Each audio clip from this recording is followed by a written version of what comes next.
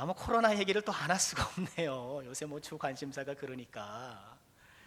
지난 1월 20일로 기억하고 있는데 우리 국내 첫 확진자가 발생한 후 한 2달이 되어가고 있잖아요.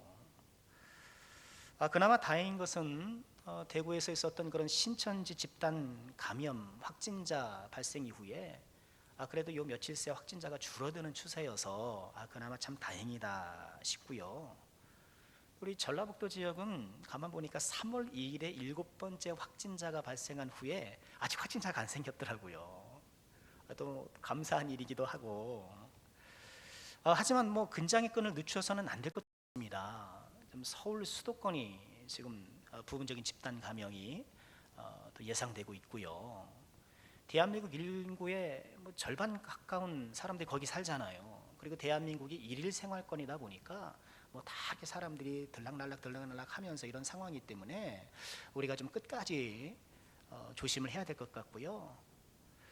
어떤 언론을 보니까 마라톤이라는 표현을 쓰면서 이 코로나 사태에 장기전을 대비해야 된다 이렇게 이야기하는 것을 보았습니다.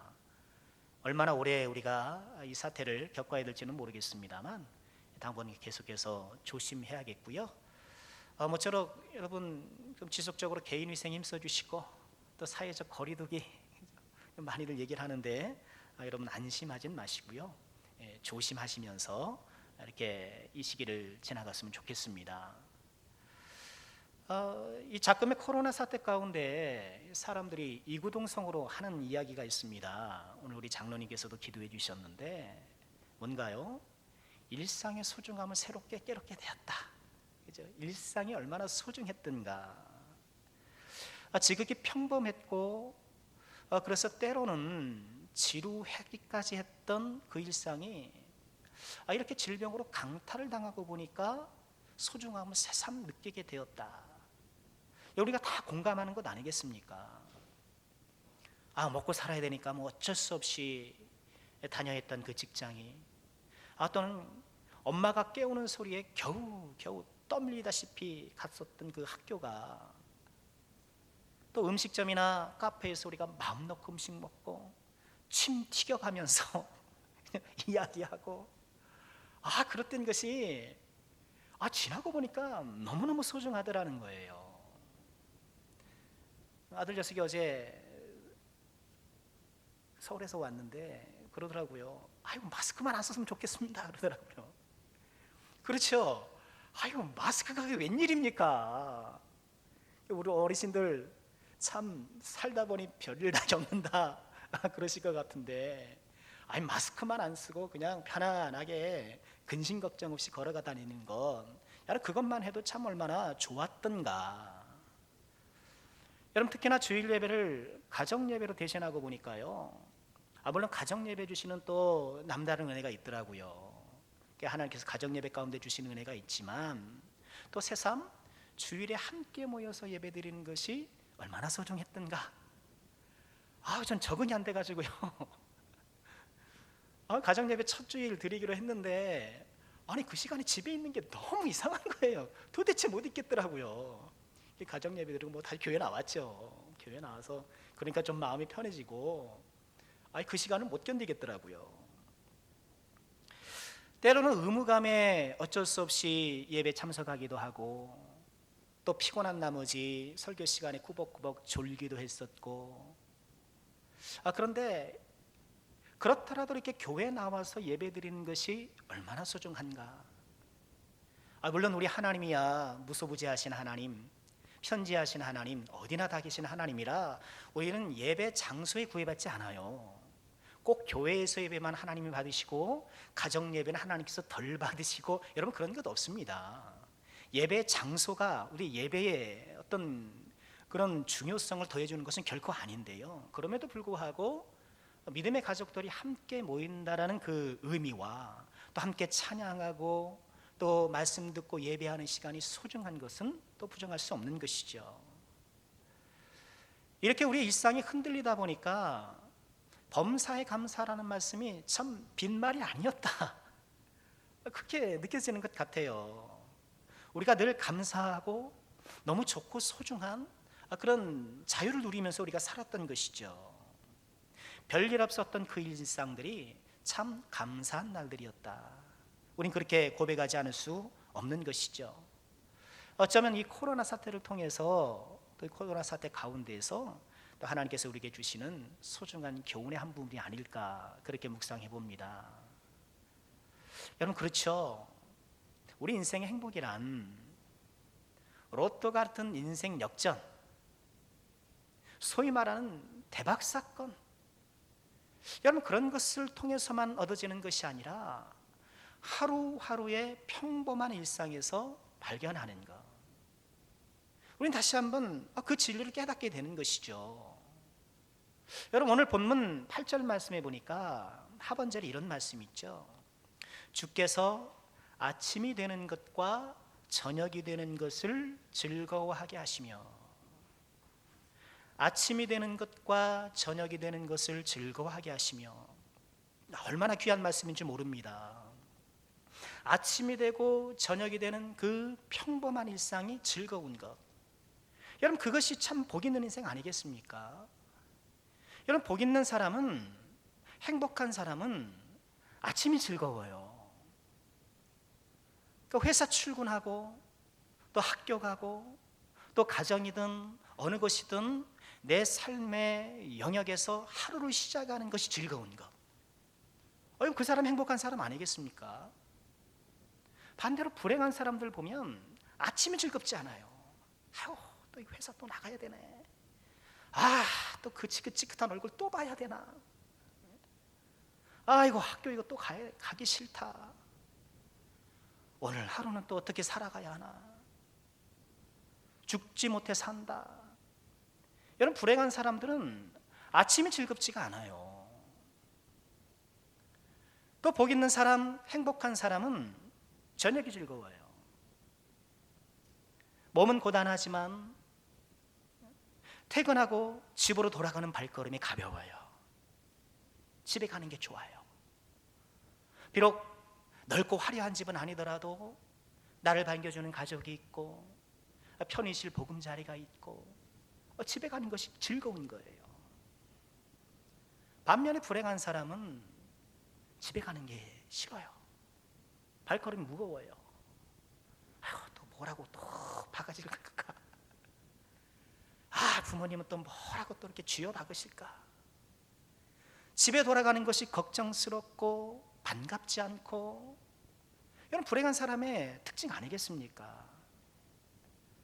여러분, 그런 것을 보면 이 8절 말씀에 아침이 되는 것과 저녁이 되는 것이 즐거운 것이 얼마나 감사한 일인지, 아침이 되고 저녁이 되고 나에게 주어지는 이 하루하루의 평범한 일상이 즐겁고 복된 것, 여러분, 그것이 정말 우리가 사모해야 될 그런 즐거움과 행복이 아니겠냐는 거예요.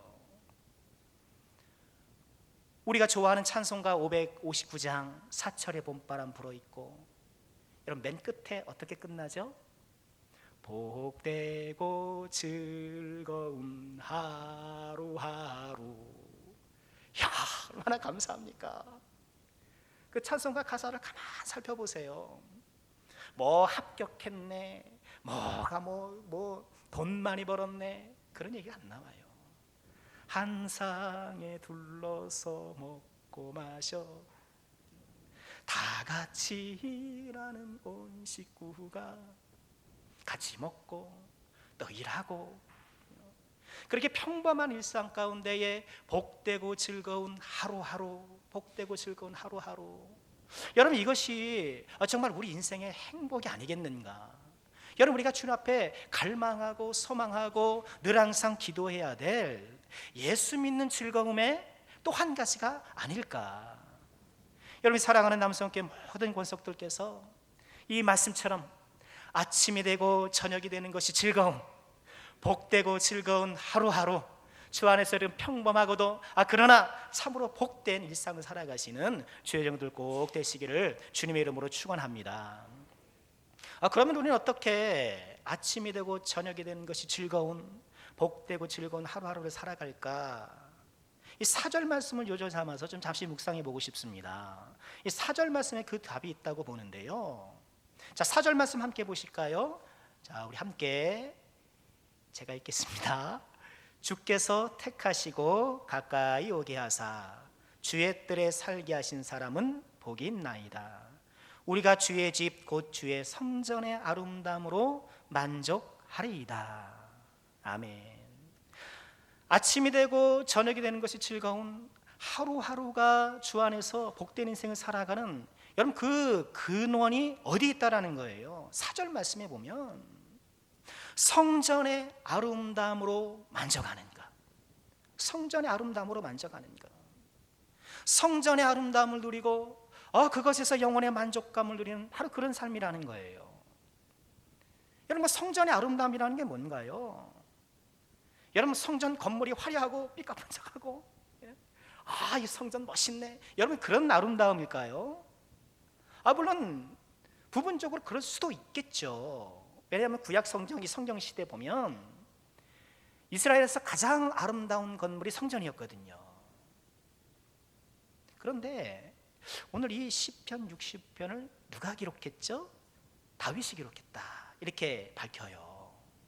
그럼 다윗 시대에 성전이 있었어요, 없었어요? 없었어야지. 다윗은 성전을 짓고 싶었으나 하나님께서 만류하셨고 아들 솔로몬이 지었잖아요. 대신에 다윗은 성전을 지을 수 있는 그런 만반의 준비를 다 했잖아요. 그러니 오늘 말씀에서 성전이라는 이 용어를 이 다윗이 사용한 것은 아직 완공되어진 않았지만 이 다윗의 마음속에 지금 지어지고 있는 마음속의 성전인 것이 분명해요. 이 마음속의 성전은 어떤 것인가? 아직 벽돌도 주춧돌도 기둥도 올라가진 않았지만 이 마음속의 성전이란 하나님을 만나는 것. 4절 초반에 말씀하시는 것처럼 주께서 택하셔서 가까이 주님께 나아가고 주님의 뜰 안에 사는 것. 여러분, 그것이 성전의 아름다움이라는 거예요. 여러분, 성전의 아름다움 뭔가요? 내 마음 주의 성전 삼아 하나님과 깊고도 꾸준하고도 넓은 교제를 이루어가며 하나님과 동행하는 삶.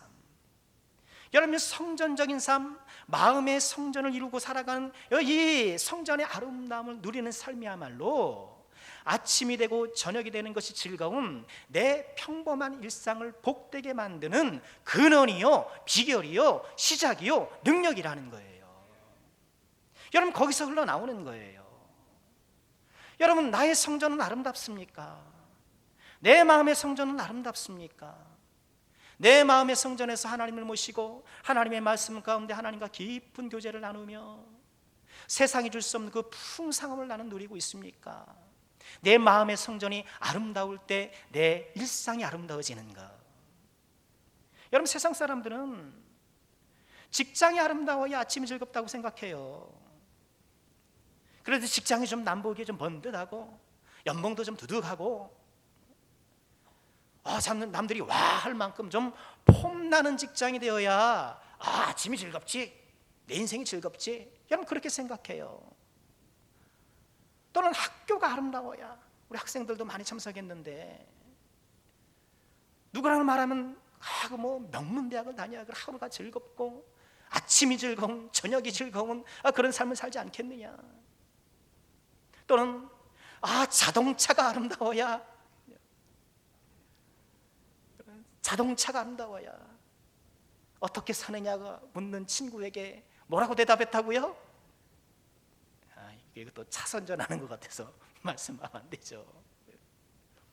어떻게 성공의 바로미터가 차가 돼버렸잖아요.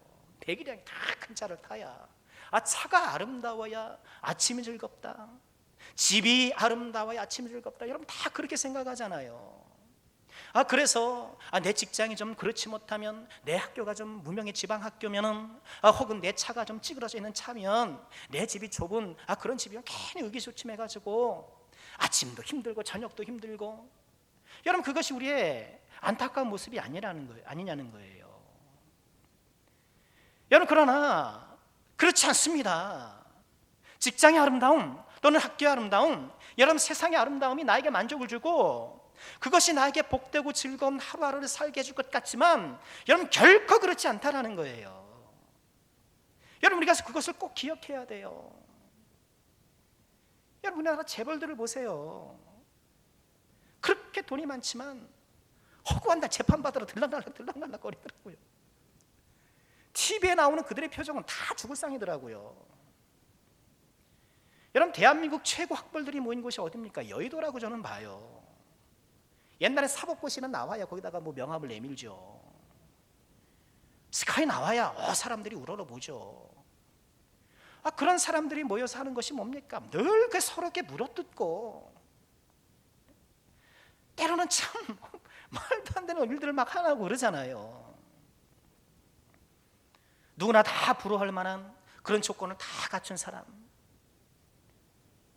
여러분, 세상에 지상파 방송의 메인 뉴스 MC, 여러분 그 자리를 가려면 얼마나 많은 노력을 했게요. 딱 한 자리잖아요. 딱 한 자리. 그런 좋은 자리에 있던 사람이 지하철에서 그래 몰카 찍다 그런 망신을 당하고, 여러분 세상 모든 인기를 다 누리는 연예인들이, 그 새파란 연예인들이 생을 마감하고 스스로 목숨을 던지는 걸 우리가 숱하게 보지 않습니까? 여러분, 내가 가지고 있는 세상의 것들이 아름다울 때에, 내가 손에 닿고 내가 출입하는 세상의 것들이 아름다울 때에 내가 아침이 즐겁고 저녁이 즐거울 것이라고 다 생각하지만, 여러분 현실은 전혀 그렇지 않다라는 거예요. 여러분, 우리가 소망하는 아침이 되고 저녁이 되는 것이 즐거운 삶이라는 것은 여러분 그런 조건적인 것이 아니죠. 거기에 좀 매여가지고 세상 조건에 따라서 막 움직이는 그런 것이 아닌 것이죠. 여러분, 저는 우리 성도님들이 또 재물도 넉넉하고 또 좀 질병도 좀 없고 좀 가족 간의 갈등도 전혀 없는, 여러분 정말 그런 복되고 즐거운 하루하루를 살기를 정말 소망하고 기도하고 있습니다. 여러분, 그러나 우리가 소망하는 일상의 행복이라는 것이 거기에 머물러 있으면 되겠느냐는 거예요. 그럼 세상 조건에 따라 왔다 갔다 하는 것이면 되겠냐는 거예요. 비록 직장이 화려하지 못하고 남들만큼 그렇게 많이 벌고 뭐 주목받지는 못한다 할지라도, 우리의 가정 역시 죄인들이 모이는 곳이라 때때로는 갈등이 표출되기도 하고, 그렇다 할지라도 그럼에도 불구하고 내 속에 차오르는 그 무엇으로도 삭제되지 아니하고 그 무엇으로도 흔들리지 않는 그런 즐거움, 여러분 우리가 소망하는 것은 바로 그런 것이 아닐까요? 하루하루 복되고 즐거운 하루하루를 살아가시는 여러분, 그런 소망하는 우리 모든 주의 종들에게 이런 은혜와 사랑이 꼭 있으시기를 주님의 이름으로 축원드립니다. 돈이 있으나 없으나, 권력이 있으나 없으나, 코로나가 있으나 없으나, 어떤 환경과 조건에서도 아침이 되고 저녁이 되는 것이 즐거울 수 있는 사람, 그 사람의 내면 속에 성전의 아름다움이 늘 샘물처럼 차올라서 나의 평범한 일상이 비범한 하루하루가 되고 하나님과 넘치는 그런 복되고 즐거운 하루하루를 살아갈 수 있는 우리 모든 주의 종들 되시기를 주님의 이름으로 축원합니다. 자, 우리 4절 말씀을 통해서 우리 또한 기억해야 될 것은요, 이 성전의 아름다움에 만족해야 한다는 거예요. 그럼 만족이라는 단어가 나오잖아요. 성전의 아름다움에 만족하는가. 여러분, 우리의 문제는 뭔가요? 가만 보면 성전의 아름다움을 싫어하진 않아요. 그것이 전혀 없지는 않아요. 그런데 성전의 아름다움, 즉 주님과 교제하고 동행하는 그런 삶이 있음에도 불구하고 그것으로 만족하지 못하더라는 거예요. 여러분, 저는 이 본문 말씀의 만족을 감사라고 이렇게 바꿔 적용하고 싶어요. 여러분, 만족이 뭔가? 여러분, 감사예요. 아침이 되고 저녁이 되는 것이 즐거운, 그럼 나의 일상의 행복을 위해서 우리에게 꼭 필요한 것이 있다라면 그것이 뭐라고요? 감사. 여러분, 우리가 돈이 없어서 행복하지 못한 게 아니에요. 일이 잘 안 풀려서 즐겁지 못한 것이 아니에요. 여러분, 일이 잘 풀리시나요? 일이 잘 안 풀리잖아요. 그거 이상히 여기지 마세요. 이 세상에 일이 잘 안 풀려요. 그럴 수가 있어요. 물론 그렇다 해서 우리가 비관적인 생각을 가져서는 안 돼요. 여러분, 기생충이라는 영화 제가 몇 차례 소개했습니다만 거기에 송강호 씨가 그 유명한 대사를 하잖아요. 이야, 아들아, 너는 계획이 다 있구나. 여러분, 그것이 농담처럼 하는 말 같지만 그 영화를 계속 보다 보면 송강호 씨가 아니라 그 작품의 아버지의 인생 철학이에요. 반지하에 사는데 물난리가 나와요. 물난리가 나니까 체육관으로 다 사람들이 피신합니다. 그렇겠죠. 체육관 바닥에서 이렇게 누워서 아들하고 대화를 하는데 송강호 씨가 이런 얘기를 해요. 아들이 물어요. 아버지, 그 계획이 뭐예요? 그 계획이 뭐예요? 그랬더니 송강호 씨가 그래요. 세상에서 가장 좋은 계획이 있어. 세상에서 결코 실패하지 않는 계획이 있어. 무계획이야. 왜 그러냐? 계획을 하면 계획대로 안 되거든. 그러니 무계획이 제일 좋은 계획이야. 지금 이 체육관에 다, 영화적 표현입니다, 자고 있는 이 사람들이 다 여기 와서 누굴 계획을 했겠냐? 그 사람 그러니까 인생의 계획대로 안 되니까 무계획이야말로 최고의 계획이다. 그런 궤변을 늘어놓는 것이죠. 여러분, 이 세상이 계획대로 안 풀리는 거 이상히 여기지 마세요. 내 인생이 내 뜻과 계획대로 안 풀리는 것을 이상히 여기지 마세요. 왜 그런가? 내 인생이 내게 아니기 때문에 그래요. 내 인생인 줄 아는데 내게 아니에요. 하나님께서 조정해 주시는 거예요. 우리가 그렇게 믿어야 돼요. 여러분, 우리는 돈이 없어서, 또는 지식이 없어서, 일이 잘 안 풀려서 나는 불행해 그렇게 생각하는데요. 여러분, 정작 우리 인생이 불행한 것은 돈이나 지식이나 인생의 계획이 실현되지 못해서가 아니라 감사가 없기 때문이에요. 감사가 없기 때문에. 내가 출근하는 직장에 감사하고, 내가 이렇게 나가서 비록 남들이 다 부러워하고 뭐 짱짱한 연봉을 보장해주는 그런 회사는 아니더라도 이렇게 내가 나가서 일하고 또 얼마간의 소득으로 내가 살아가고, 여러분, 이것이 얼마나 감사합니까? 여러분, 우리 학생들, 비록 내가 스카이는 아닐지라도 나에게 공부할 기회가 주어지고 내가 가서 열심히 나의 지식을 갈고 닦을 수 있는 학교가 생겼다는, 여러분, 그걸 감사해야 돼요. 감사해야 돼요. 여러분, 가정 행복의 비결도 감사 아니겠습니까? 내 남편에게 감사하고, 아멘 안 하시네요. 내 남편에게 감사하고, 한 3분만 감사하는 것 같아요. 내 아내에게 감사하고, 아멘. 자작 아멘을 해야 돼요. 코로나 때문에 걱정이 얼마나 많습니까? 특히나 경제적으로 엄청난 타격이 예상돼요. 자영업자들은 정말 힘든가 봐요. 그럴 수밖에 없죠. 사람들이 다녀야. 아니, 저부터도 안 다니는데. 여러분, 경제적 고충이 이만저만이 아닐 것입니다. 근데 가만 보니까 이런 와중에도 참 감사한 일들이 많아요. 그래도 우리 대한민국이 이런 걸 막 버텨내고 막 극복해내잖아요. 이러면 참 감사하더라고요. 여러분, 이탈리아 그러면 유럽 나라 아닙니까? 거기 지금 통제를 못하는 것 같아요. 뭐 좀 전에 지나봐야겠습니다만. 그러니까 국경 폐쇄하고 사람 꼼짝마 하고, 우리는 사회적 거리두기 이렇게 얘기하면서 권하지만 거기는 아주 법으로 딱 규정해 버리잖아요. 통제가 안 된다라는 거예요. 지금 그렇게 우리처럼 해서는 이거를 관리 못 한다라는 거예요, 그게. 그러니까 사람들 꼼짝 마세요, 이렇게 알고 있는 거잖아요. 여러분, 이만큼 우리나라가 이것을 극복해낸 것이 참 감사하고요. 여러분, 대한민국 의료진이 세계 최고 수준 아닙니까?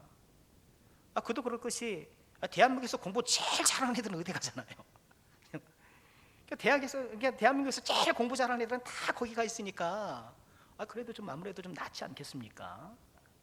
일제 시대에는 공부 잘하는 사람이 다 국문학을 했대요. 그때 나라를 빼앗기니까 이 한글로 국문학을 하는 것이 이 나라를 지키고 학문을 지키는 거라고 생각을 했대요. 그러다 보니까 그때에 막 지어졌던 문학 작품들이 아직도 교과서에 나오는 거예요. 그렇게 분석하는 사람들이 있더라고요. 또 한때는 법대가 최고인 줄 알잖아요. 지금도 그것도 만만치 않겠습니다만 다 서울법대 법대 나와야 이제 내가 고관대자 갈 수 있게 되니까. 그러나 지금은 공부 잘하는 몇 프로의 아이들은 다 의대를 가요. 의대가 전국 의대가 다 채워진 다음에 이제 스카이 채워지잖아요.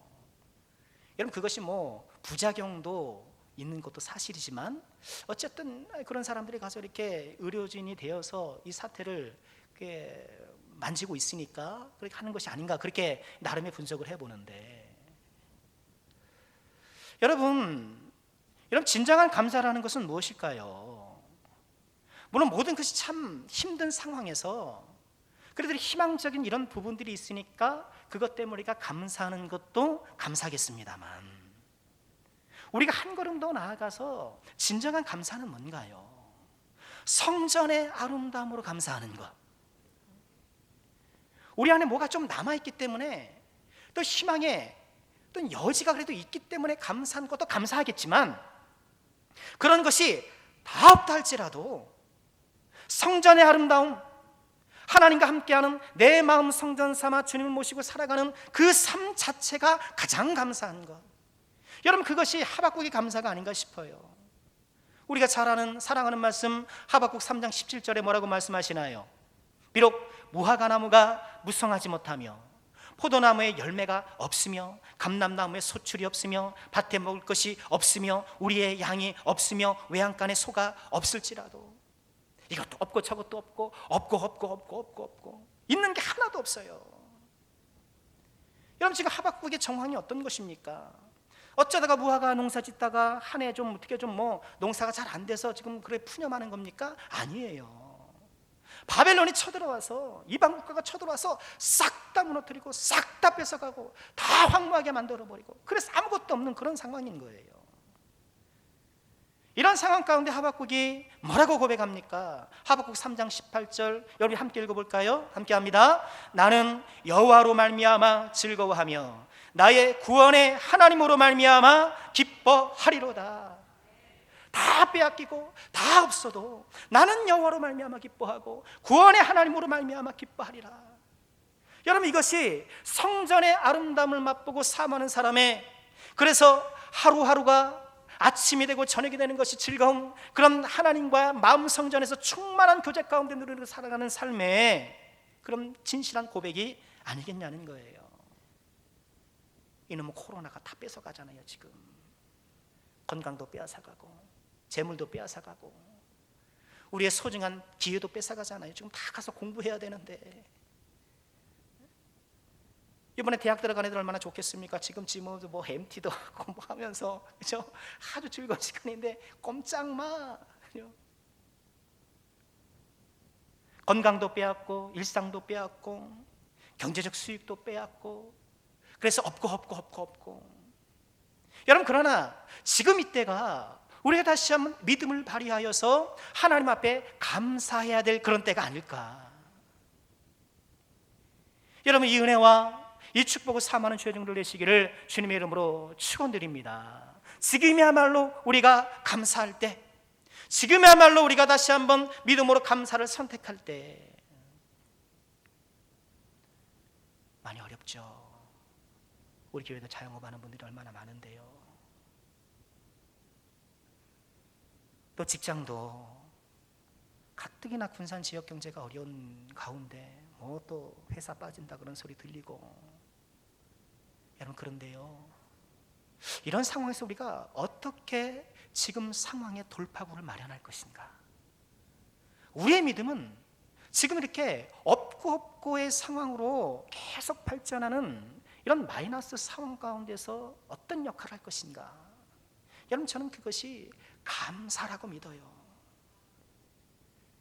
감사는 선택이에요.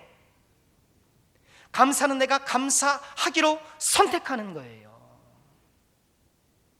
이 감사야말로 빼앗긴 우리 인생의 돌파구라는 것을 꼭 기억하시고, 감사를 선택함을 통하여서 이 모든 어려운 시기를 믿음과 능력과 역사 가운데 헤쳐나가시는 저희들 되시기를 주 이름으로 축원합니다. 말씀을 마치고자 합니다. 2020년을 시작하면서 함께 나눴던 사자성어 기억하십니까? 뭐였죠? 어목혼주. 올 한 해는 좀 이거 좀 기억해 주면 좋겠어요. 어목혼주 뭡니까? 물고기 눈과 진주가 뒤섞여 있는 상황, 가짜와 진짜가 뒤섞여 있는 상태를 은유하는 말이잖아요. 여러분, 우리가 그런 세상을 살아가고 있어요. 여러분, 가짜와 진짜가 뒤섞이면 가짜가 득세하는 경향이 많아요. 왜? 싸니까, 접근이 쉬우니까. 사람들이 다 가짜에 몰라요. 여러분, 세상의 즐거움도 가짜 즐거움, 진짜 즐거움이 뒤섞여 있는데, 이 세상의 즐거움도 이런 상황 가운데는요, 가짜 즐거움이 득세하기 쉬워요. 그런 조건적이고 세속적이고 자극적이고 그런 즐거움이 인생의 정말 참 즐거움인 줄 알고 사람들이 다 거기에 모이기가 십상이라는 것이죠. 여러분, 이런 때에 우린 정말 참 즐거움, 진짜 즐거움을 놓치지 않는 그런 사람이 되어야 되겠습니다. 가짜가 진짜 행사라는 이 시대에 참 즐거움 무엇입니까? 오늘 말씀,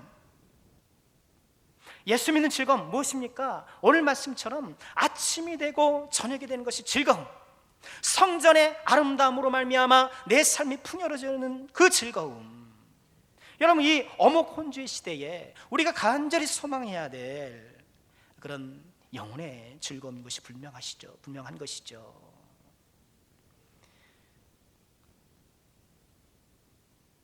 온 세상이 혼란한 이때에 더욱더 성전의 아름다움을 놓치지 마시기를 주님의 이름으로 부탁드립니다.